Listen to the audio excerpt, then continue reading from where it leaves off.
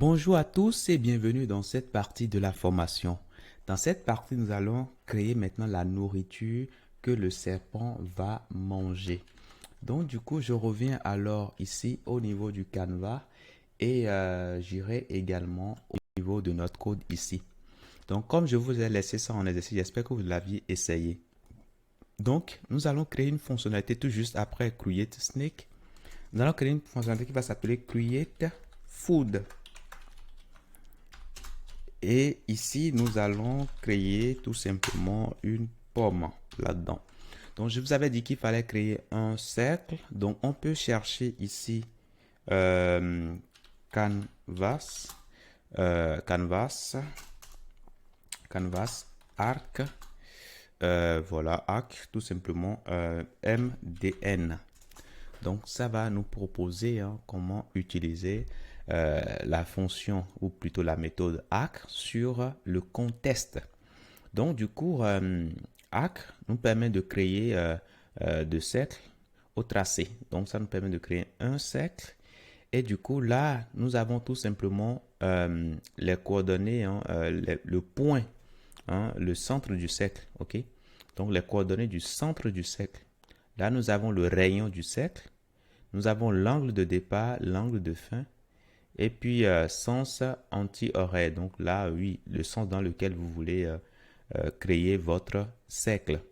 On peut descendre légèrement et nous allons voir ici un exemple. OK, un exemple de création de cercle qui est détaillé ici. Donc, nous allons utiliser ça alors. Donc, du coup, bon, eux, ils ont récupéré le canevas. Nous avons déjà le canevas. Ils ont récupéré le contexte. Chez nous, c'est déjà fait. Maintenant, nous, ce qui nous reste, c'est juste ceci. C'est ça, hein? Donc, du coup, je vais simplement copier ça. Et je vais revenir ici. Je vais vous expliquer, ne vous inquiétez pas. Je viens là et je colle ça là. Donc, du coup, au niveau du contexte, alors là, j'ai mis contexte comme ça parce que j'ai déjà défini contexte comme une variable globale. Vous êtes d'accord avec moi? Quelque part ici. Et j'ai stocké quelque chose dedans lors de la création du canevas. OK? Lors de la création du canevas, j'ai récupéré le contexte. Voilà. Et je l'ai stocké dedans. Donc, raisonnablement, ce contexte-là existe. Begin path pour démarrer. Et puis, ici, on indique la position de départ. Et puis, là, le rayon. Et puis, là, l'angle de départ. Et là, ici, 2pi. 2pi, c'est tout simplement 360 degrés. C'est ça, hein? 360 degrés. Donc, ça veut dire qu'un cercle. Voilà. Donc, du coup, ici, quand je viens là, j'actualise ici, je ne vois rien parce que là, le create food n'est pas encore exécuté. Donc, on va penser à l'exécuter dès lors qu'on crée le serpent. OK? On va penser également à créer le food. Donc, snake game.create food, tout simplement. Donc, lorsque j'actualise ici, qu'est-ce qui se passe? Ouais, tout à l'heure, j'ai vu le cercle, mais après, c'est parti. Donc, ce que je peux faire ici, c'est de changer sa couleur. OK? Je vais changer la couleur. Donc, je reviens là. Lorsque nous créons le cercle ici, nous allons maintenant agir sur la couleur. Donc, ctins fill style. Et là, nous pouvons mettre tout simplement snake color. On met ça. Et après, ctins fill pour, voilà, pour l'afficher. Et là, maintenant, nous allons fermer l'écriture. Donc, nous avons fait begin path au début. Donc, ctins point close, attention, close path, tout simplement. Donc, du coup, si je reviens alors ici, qu'est-ce qui va se passer? J'actualise. Et là, je vois le serpent et après, enfin, voilà, je vois le cercle et après, ça disparaît. Alors, à votre avis, pourquoi ça disparaît? Ben, rappelez-vous que nous avons dit que nous allons mettre à jour tout simplement notre canvas pour chaque 100 millisecondes. Et dans la mise à jour, nous ne créons plus. Ouais, nous effaçons tout dans un premier temps. Dans la mise à jour, ici, nous effaçons tout, hein, le contenu du canevas. Et après, nous dessinons seulement le serpent. C'est justement pourquoi nous ne voyons pas tout simplement le food. Donc, lors de chaque mise à jour, également, il faudra penser à créer tout simplement le serpent. Donc, du coup, au lieu de le mettre ici, create food, on sait que le food ne peut pas y aller sans le serpent. Donc, là où on a fini de créer ici le serpent, nous allons penser également à créer tout simplement quoi? La nourriture du serpent. Donc, du coup, si je reviens ici, voilà, on voit bien la nourriture, n'est-ce pas? Maintenant, nous allons agir maintenant sur le rayon. Parce que là, c'est quand même un peu exagéré, hein, ou bien. Donc, nous allons agir là-dessus. Donc, du coup, comme ce que nous avions fait pour le snake, nous allons également faire pratiquement pareil, hein, pour le cercle, ok?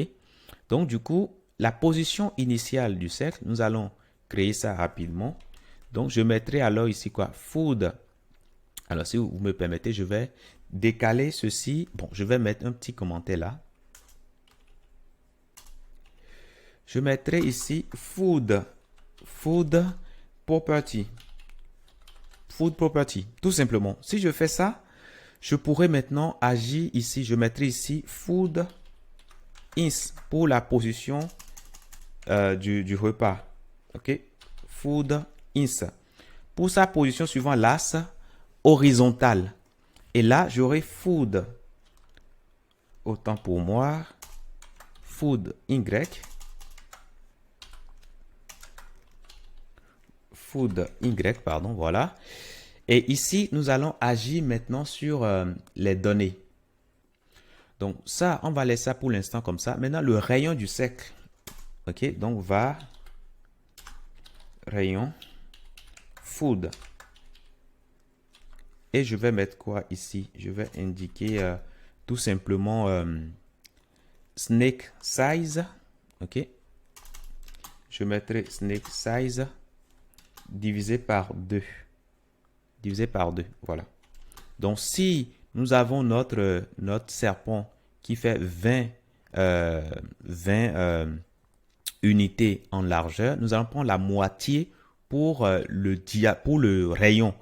Et on sait que le diamètre, ça fera rayon fois 2. Donc, du coup, on aura le même diamètre que snake size. Donc, ça, c'est bon. Donc, on peut aller alors personnaliser alors ici le create food. Position de départ, on mettra ici food ins. Et puis food Y. Voilà, le centre. Le rayon maintenant, on mettra rayon food. Tout simplement. Donc, si je fais ça et que je reviens ici, j'actualise ici, vous voyez que j'ai la nourriture qui se déplace bien à l'intérieur. Voilà, donc là, c'est déjà pas mal. Voilà ce que je voulais vous montrer. Vous voyez que là, qu'est-ce qui se passe? On est sur le trait, mais nous ne voulons pas rester sur le trait. Je vais vous dire pourquoi on est sur le trait. Je vais vous expliquer tout de suite. Là, ce point-là, c'est tout simplement le centre du cercle. Imaginez que on prend par exemple la valeur 0, 0 par exemple. Je mets 0 là. Ça, je commente. Et je mets 0 là par exemple. Puisque là, on va récupérer des nombres allant de 0 jusqu'au nombre de fois on peut avoir hein, le food dans le canvas. OK? Suivant l'axe horizontal et puis après suivant l'axe vertical. Donc, si ça part de 0, qu'est-ce qui va se passer? Vous voyez comment on se retrouve? Donc, ça dit que le centre du cercle se trouve là, ce qui fait qu'il y a une partie du cercle qui n'est pas vue, qu'on ne voit pas. Donc, pour éviter cela, nous allons dire que la valeur qu'on va récupérer ici, nous allons lui ajouter quoi? Ben, nous allons simplement lui ajouter le rayon, tout simplement. Comme ça va nous éviter hein, de ne pas voir une partie du cercle. Donc, on va ajouter ici rayon. Rayon food. Et là aussi, on va ajouter rayon food. Tout simplement. Donc, si je fais ça et que je reviens ici, si c'est 0, 0, qu'est-ce qui va se passer? J'actualise. Hein. Quand c'est 0, 0, alors pourquoi je ne vois pas le truc? Excusez-moi. Le rayon, je l'ai défini après Donc, normalement, ça doit être avant. OK? Donc là, si je fais ça, j'actualise. Vous voyez que là, je suis là, pile poil. Et je vois bien le cercle. Donc ça, c'est bien. Maintenant, pour que ça soit aléatoire, ben, nous allons alors prendre ça et l'ajouter là et là. N'est-ce pas? Voilà. Donc, du coup, je me permets alors d'enlever ça et d'enlever ça aussi. Donc, quel que soit l'état de nature, on va toujours avoir la pomme dans le canevas. Il y aura plus de chevauchement. Donc, j'actualise ici. Et là, on a la pomme, ok, qui se déplace avec, voilà, le serpent également. Donc ça, c'est bon. Maintenant, lorsqu'on commence pas à déplacer le serpent, vous voyez, c'est bon. Quand le serpent sera sur la pomme, alors je vais faire des pauses de temps en temps pour ne pas perdre assez de temps. Vous voyez que là, alors, voilà, vous voyez, quand le serpent sera sur la pomme, ben, l'idée c'est de dire que voilà, il y a un choc. Et là, dit que ben, le serpent a gagné un point. OK? L'utilisateur a gagné un point. Et là, il faudra déplacer à nouveau la pomme à un autre endroit et relancer le jeu. C'est bien ça, hein? Donc, du coup, bon, je vous dis déjà merci d'avoir suivi cette partie. Et dans la prochaine partie, nous allons commencer par voir la détection des collisions. OK? Je vous dis merci, à tout de suite.